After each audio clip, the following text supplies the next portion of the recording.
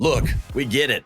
You can hardly go anywhere or do anything these days without hearing about AI this or AI that. And if you're like most people, when it comes to AI, you're impressed, but you have a few concerns. But what if AI was used not as a tool to replace people, but as a way to help understand people better?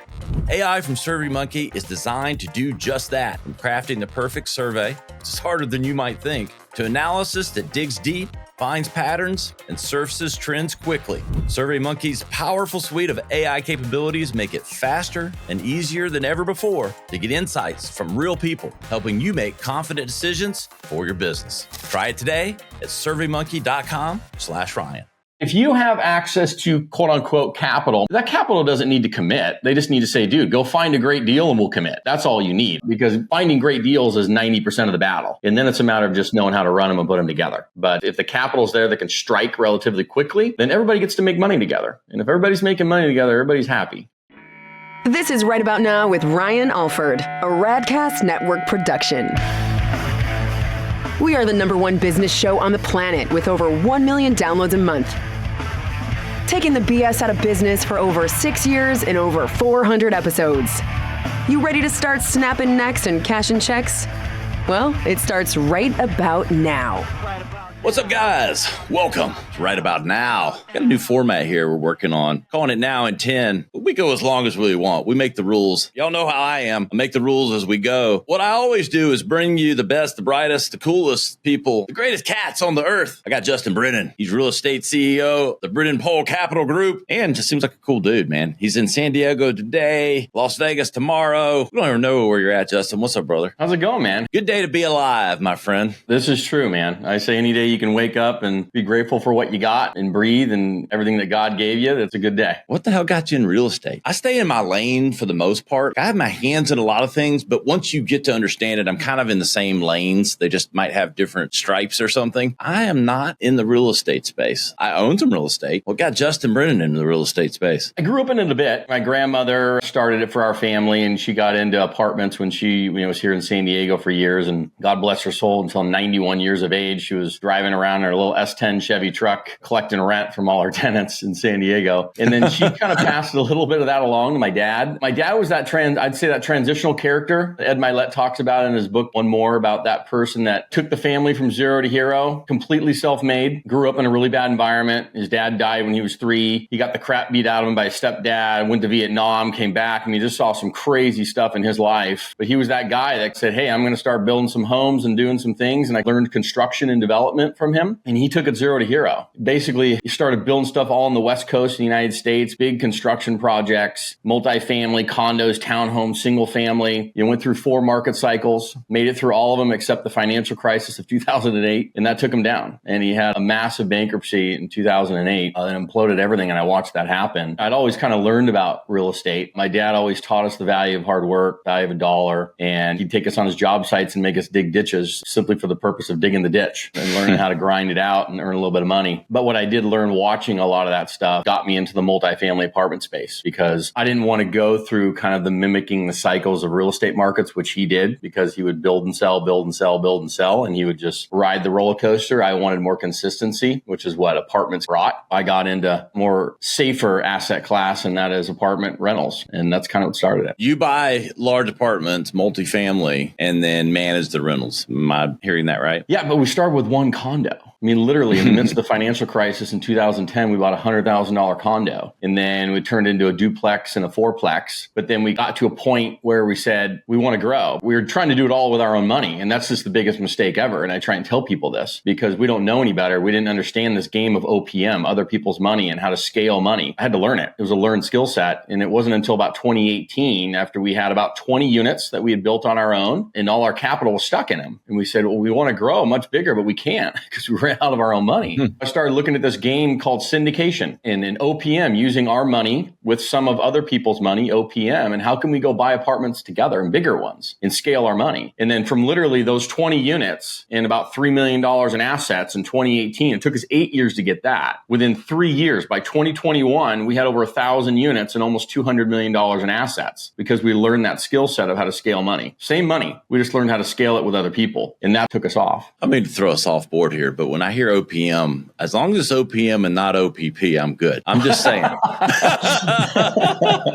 My feeble mind understanding this, and I like to be the voice of the audience here, making sure. When I think of other businesses, venture capital, taking on money. Hey, I've got a business idea and I want to take on money. Is it the same thing, but just name something different in real estate? In a way, because I try and give people the analogy of how this money game works. Because it wasn't until a few years ago that I learned this big problem that people have where they either have a job, they're working for someone, or they're self-employed, which simply means if you're a solopreneur, it's not that you have a job anymore. Now you simply own a job because you're a solopreneur.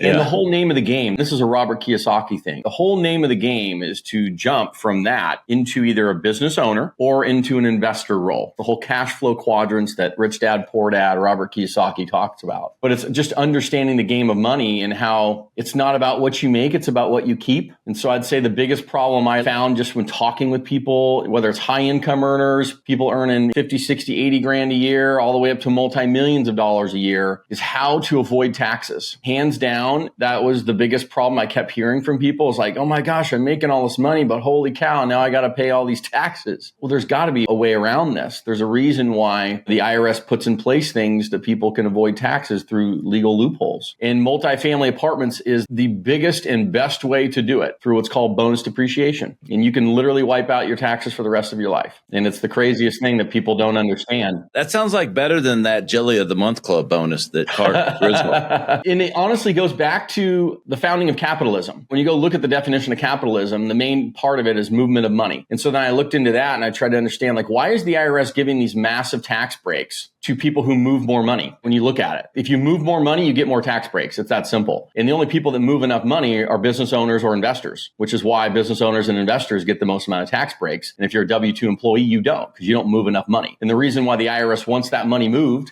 is because when you move that money, you create jobs, opportunities, you take risk. And when you do that, you create capitalism, movement of money. And that's the whole science behind it. And if they know if you're moving more money, you're creating more opportunity, which means capitalism grows and moves and they generate more tax revenue because of it. That's why they give the people that move the most money the tax breaks up front. So you do more of that, which is why multifamily apartments, commercial real estate in general is one of the biggest tax write-offs ever. And it continues to be. Something really interesting you're talking about there, Justin, is you don't learn that in the textbook. The way you just described capitalism and all that. Like, I remember my business classes at Clemson, which I barely paid attention to. A test guy and a D pay attention guy. The teachers didn't like me. They don't teach you that. And that's one of the things, like, as an entrepreneur now, learning. I'll have employees or teammates over time that'll be like, how'd you do that deal? We didn't make any money on that. I was like, no, but I kept $3 million moving in the business. Money coming in, money going out. I make money with money that's sitting there in the short term using a little bit of other people's money at time that I might not ultimately make profit on the transaction with which brought that money in, but I'm making it elsewhere because there's money moving, and it's a little different than what you're describing, but it's similar concept, which is totally the movement of money through a business is the lifeblood of it. Same thing with what you're describing on the real estate and taxes side, of course, because that's the way it's supposed to be. I've been preaching this for about a year now with the interest rates thing, and I understand inflation. We need more money moving. If there's any problem right now, there's not enough money moving because the interest rates have been high. It's kept on the sidelines. And, refis and other things that would happen that bring money in, that it just makes the whole thing work. And real estate and real interest rates are tied to that. I get it. We can't have 10% inflation forever and ever and ever. You don't want the other end of that, which is stagnation of money moving much longer. 100%. It's not just in real estate, but if you just take one real estate transaction, you take one 20-unit apartment building that transacts, there's over 60 different industries, not people, industries that make money from one single transaction of an apartment building. If you think about it, that's money moving through those different industries, which then jobs, all that stuff happens, which means tax revenue. All that stuff happens as a result of one simple transaction in a commercial real estate building. So why do you think the IRS then gives all these tax breaks to the person that starts that transaction? Because they know that, hey, you'll start it, but we're going to get all the revenue from that flow. That's why they do it. It's not because they love us. Trust me. It's not because they're your friend. They just understand more movement of money creates creates more revenue that comes into them. That's it. How are we helping people every day, Justin? Now we're using OPM and some of JBM to make more M. I got that part down. What else are we doing? Somebody asked me this the other day, and I wrote this down earlier this year because I don't know if you've ever heard this term, Ryan. It was Patrick Bet-David that came up with it. He said there's 7 mountains that move people and inspire a nation. And you have to have the business, which helps drive revenue and brings in money for you and your family and things that you're doing. But once you're making money, you can lose motivation. And so the bigger purpose, I would say, in life is how are you taking that money or what you're doing in helping others, giving back, leaving a legacy. And so for me, my big 3 dreams, to be honest with you, is we heavily support the Tunnels to Towers organization. They basically pay off mortgages of spouses left behind with their kids from first responders or soldiers who die in the line of duty. And they give them a free and clear house because their spouse died who was the provider. They don't have it. They're scared to death, and have a safe roof over their head is probably one of the best things that can happen. So they give them that. So we're huge proponents. So I want to pay off 10,000 mortgages. That's number 1. Number 2 is the SEAL Future Foundation. My family's big in the military. My dad was Army. My grandfather is a Navy commander of the submarines before he passed. Even my business partner now, former Marine. So we give heavily to the SEAL Future Foundation, which helps transition team guys, SEAL guys, from kind of that SEAL life of being a hero and being that camaraderie into the civilian life, which they just don't understand. Imagine being the most elite, and then all of a sudden that's over. And then you have to go into the civilian life where people are complaining about petty crap. And you're sitting there like going, bro,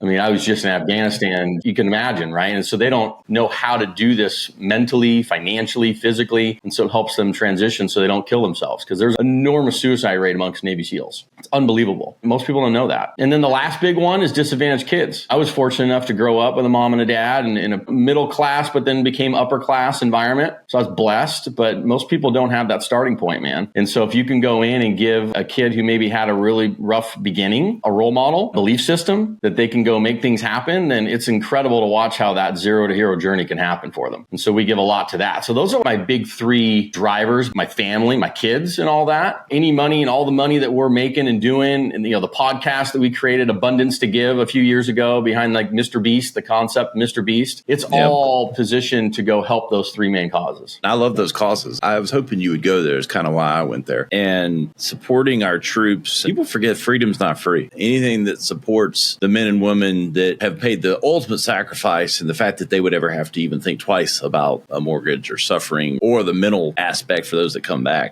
really salute you, what you're doing on supporting all of those. I have a father and family that was military. I was not, but my dad was in the Air Force and have a lot of military in the family. Definitely support you in supporting that. Brennan, what do you tell people from a real estate perspective? I know you guys are coaching, teaching people how to do what you guys do. Where do you feel like the biggest opportunities are for people out there listening that would want to get into something like this? A lot of people get stuck. I've kind of learned it's all in the mindset. They definitely get stuck with that. I hear people, if they're in a W-2 job and maybe they're making decent money, 60, 80, 100 grand a year, whatever it is, and they want to take some of that money and put it into real estate. Maybe they want to start with single family or some rental, short-term stuff, and then maybe get into some flips or wholesaling properties. And those are all great asset classes, but those also don't give you that long-term generational wealth that people, I hear it all the time. I want financial freedom. I want more passive income. I want generational wealth. And the only real ways you get even close to that, because there's nothing truly passive, is through whether it's an apartment building or some other commercial asset. We own mobile home parks. Anything that has a rental recurring money thing to it is going to be great. Heck, great businesses do this, where you can actually create a great business that you're not having to be hands-on every day. It just depends on which avenue you love most. For me, real estate's my lane, man. I feel like I came out of my mom's womb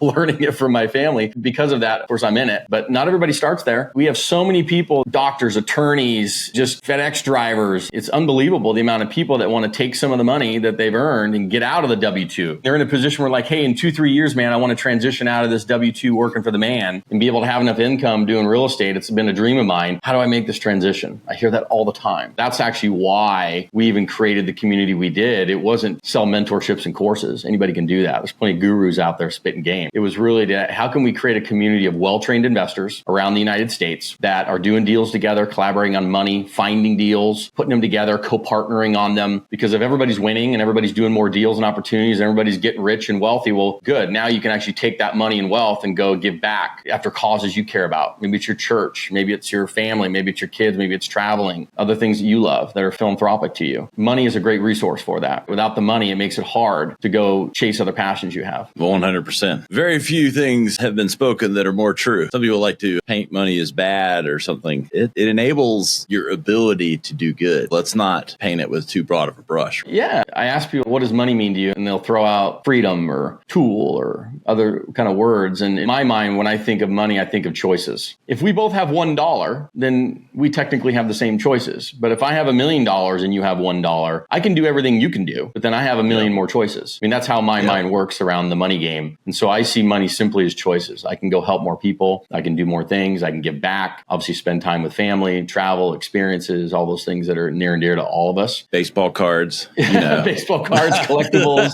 whatever, shoes, for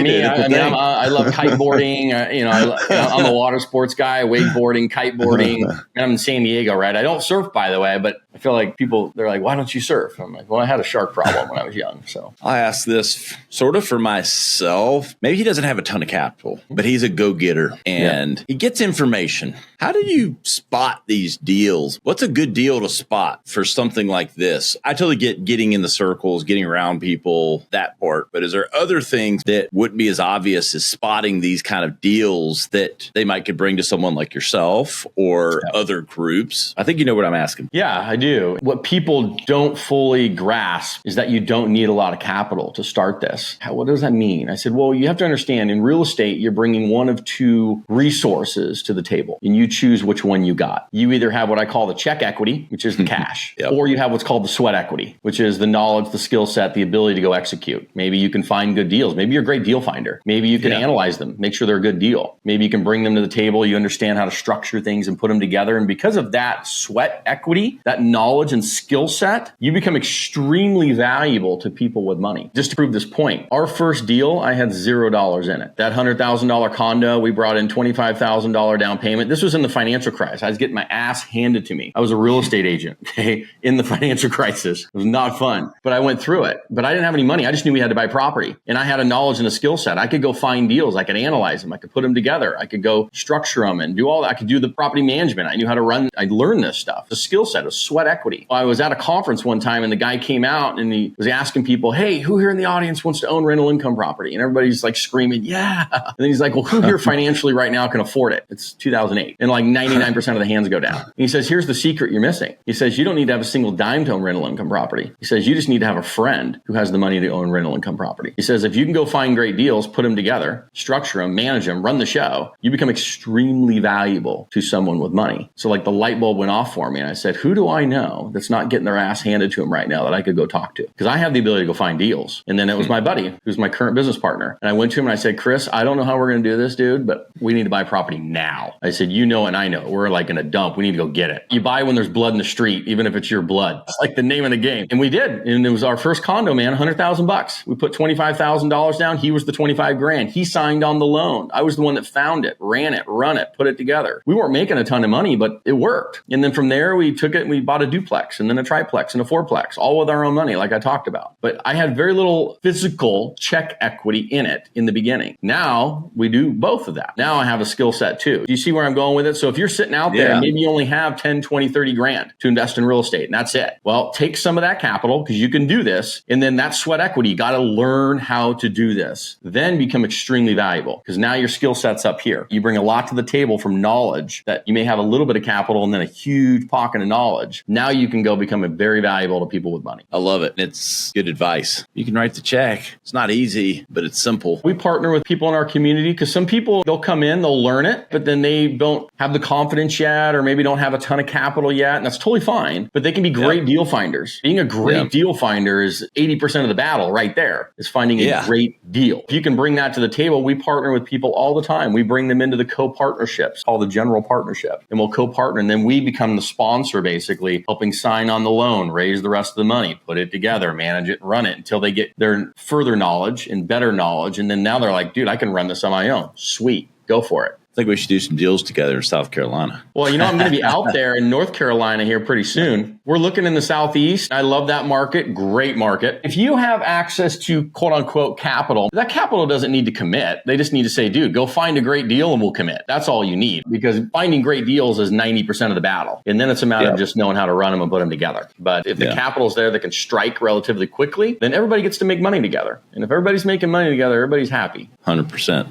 Justin, where can everybody learn more about what you're doing? They were to want to get some help with some of these things and keep up with everything else. Official Justin Brennan on Instagram or YouTube, man. We're trying to put out a bunch of long form free content. They want to do apartments, get their mindset right. They can go find Justin Brennan on YouTube. I would love them to check out some of our long form stuff and see if they like it. I love it, man. Justin, I like your style. We might could do some deals together. And I do think it's a space that I would like to be in more. I just don't know it. So we'll use your knowledge. I got capital too. I mean, it's more probably finding some deals. Just gotta go look. Mine's more about rocks, though. I know that I need to turn over. Yeah, people know people that know people. That's like the rule I've learned. You've probably heard this saying, the more hands you shake, the more money you make. Here's my caveat. The only way I'll do that is if you let me, I know you're 6'5", I'm 6 foot, and you're 200 whatever pounds, but I want to wrestle for that big old thing you have in front of you. I got a feeling I'm not going to win, but I'm going to sure give a try to it. If you can pick me up, I might let you wear it for the day. You can come down to the office. We'll let you put it on. You can wear it around town. I'll give my best effort. I'll give my best effort and see what I can pull off. That thing is rad. I mean, hence, Radical. Is it Radical? Is that the company? Yeah, Radical. But then the Belt's got right about now, #1 business show on the planet. That's incredible. We are. We've been #1 on Apple for 3 years. They can come take it out of my hand if they beat us out of the thing, but we've held that spot. So I'll send them the belt when they do it. You tell me your background, by the way, is incredible. I didn't know all that with how you got started in the agency field and working with Steve Jobs and all of them. I mean, the Verizon commercial, like you were the Can You Hear Me Now guy? It was a national campaign and I worked on it. That was my very first campaign that I worked on. We spread that word far and wide, spending probably $1 billion over a 10-year period. And then that spun off into a lot of other things. I worked on all the major smartphone launches and everything. So it was wild. What a great background, man. What a great background. It was good. Justin, it's great meeting you. Great having you on. And we'll definitely follow up after this. Hey, guys, you know where to find us. RyanIsRight.com. We'll have links to all of Justin's stuff. And, of course, the highlight clips, how you can learn more about what he's doing. This seems like a cool guy to do business with. So I tell you to reach out. I think Justin would be a help. He's helping our troops. He's helping the people that make what we do every day possible. So don't forget that. We appreciate you for making us #1. We'll see you next time on Right About Now. This has been Right About Now with Ryan Alford, a Radcast Network production.